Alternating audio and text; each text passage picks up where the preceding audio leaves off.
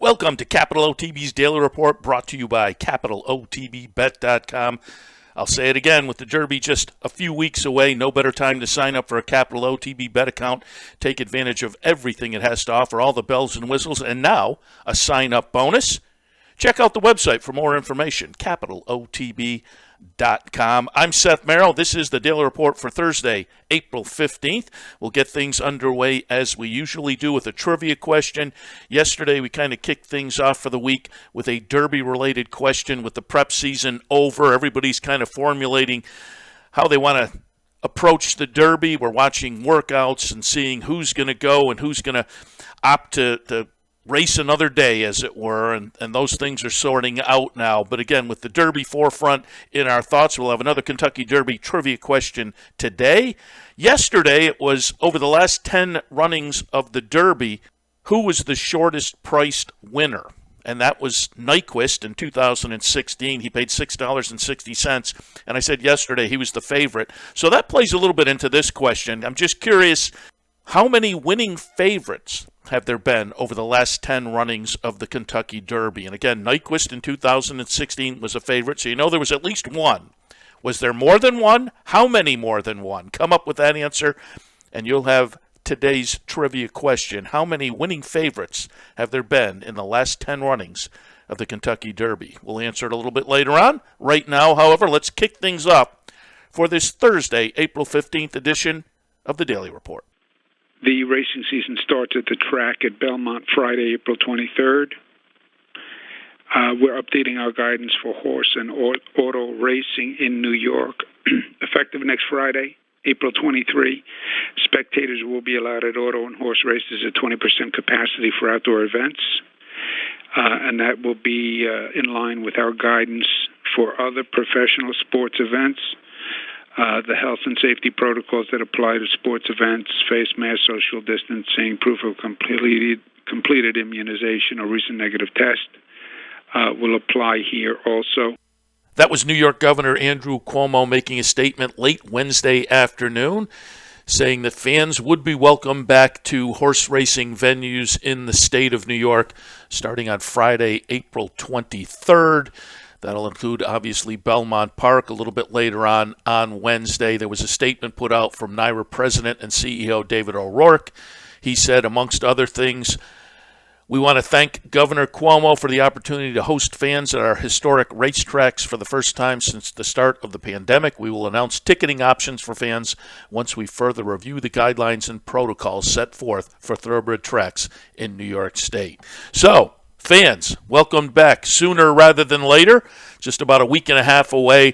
The potential is there for fans to show up at Belmont Park. We'll see how soon NYRA puts their plans into effect as far as getting fans onto the racetrack proper at Belmont, and then hopefully keep our fingers crossed that things start to loosen up more and more and more. And in our area, we will be having fans, not only the 20% that Governor Cuomo said he was allowing on Wednesday afternoon, but potentially many more, hopefully, by the time things open up at Saratoga a little bit later this summer.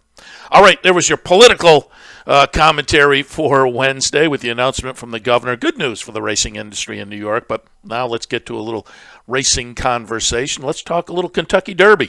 And it's a 16th to the finish, and here's Bourbonic, who was last, making a late run out in the middle of the track. It is Dynamic 1 and Bourbonic, Dynamic 1 and Bourbonic, a photo finish. Bourbonic got there under Kendrick Carmouche. Kendrick Carmouche thinks he got there, and it's a major upset in this 2021 Wood Memorial. Bourbonic is 72-1. That was the stretch run to this year's Wood Memorial at Aqueduct. Again, in that last series of prep races over the past couple of weeks, 72-1 Bourbonic upsets. And I've talked about it over the past couple of weeks and mentioned it on yesterday's show. It's setting things up with Essential Quality really being the one holding any consistent form. He's going to go in the Derby, obviously, with a lot of attention on him. I think Rock Your World with the triple-digit buyer coming out of Santa Anita and the Santa Anita Derby will take some attention, and Known Agenda will also get some attention with the nice win in the Santa Anita Derby.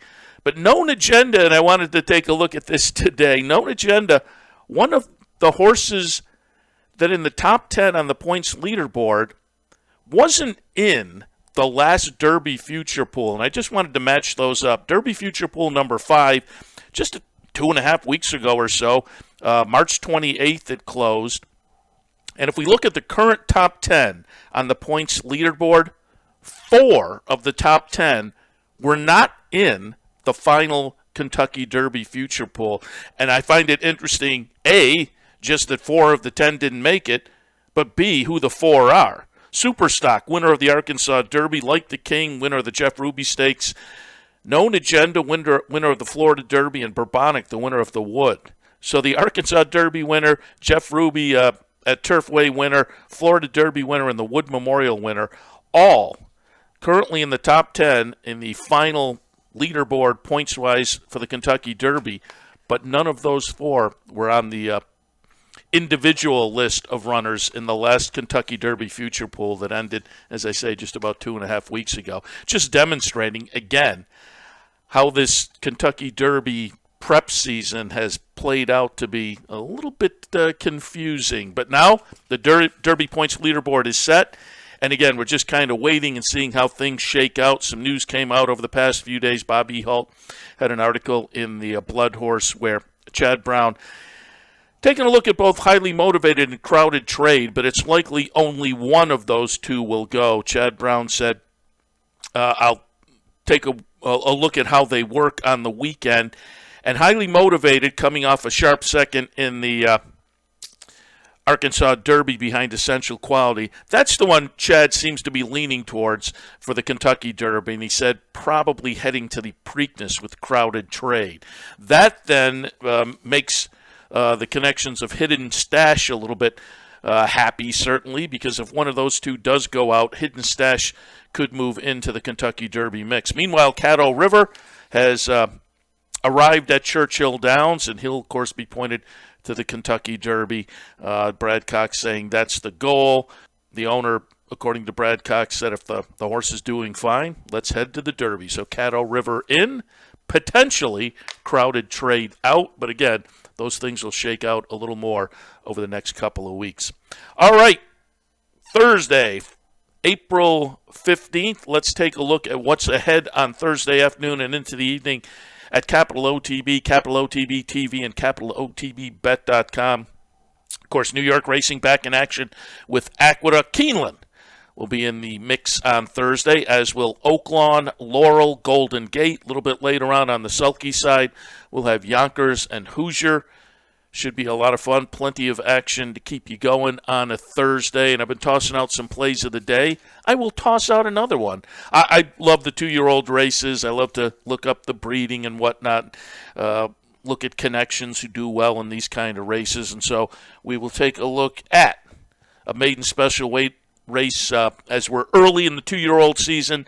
Keeneland kicking off 2-year-old things when their meet opened, and this is another one of those 4.5 furlong maiden specials. The 3rd race Thursday afternoon at Keeneland.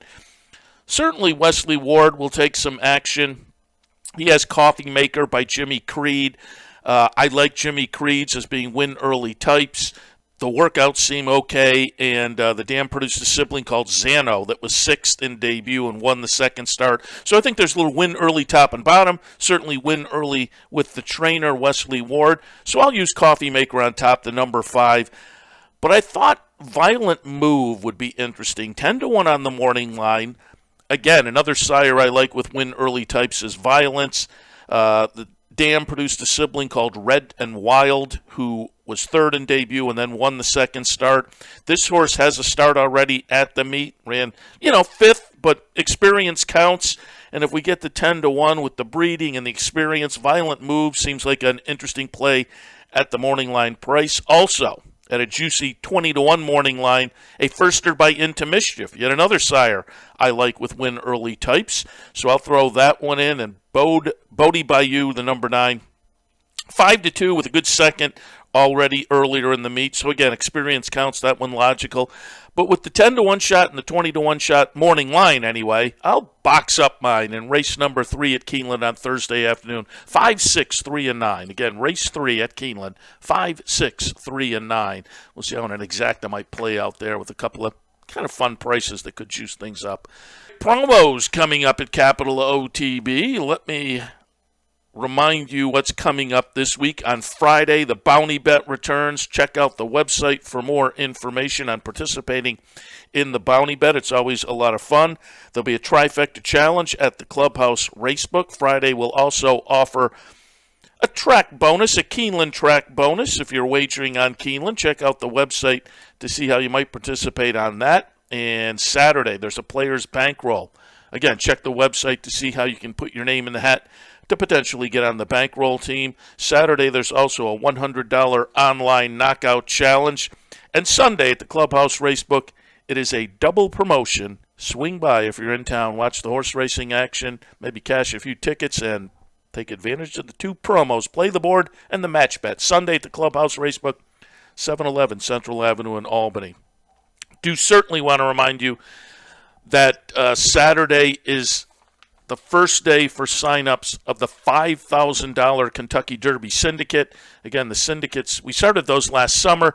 Typically, they're weekends, and it allows you as a single player to get in on a big ticket for a reasonable amount of money, and typically it's about $25 to get into the syndicate. The Derby Syndicate, though, a few more players will jump in, and the price will go up to $100, but it will be $5,000 the total pool. So again, you jump in for $100, 30 players do that. That's $3,000. Capital OTB is putting in another $2,000, and there'll be various pick plays and exactas using that $5,000 of syndicate money on Kentucky Derby Day in the Kentucky Derby. Should be a lot of fun. The sign-ups for the syndicate, if you're interested, start Saturday. This Saturday, April 17th. So certainly keep that in mind and check the website for the particulars, capitalotb.com.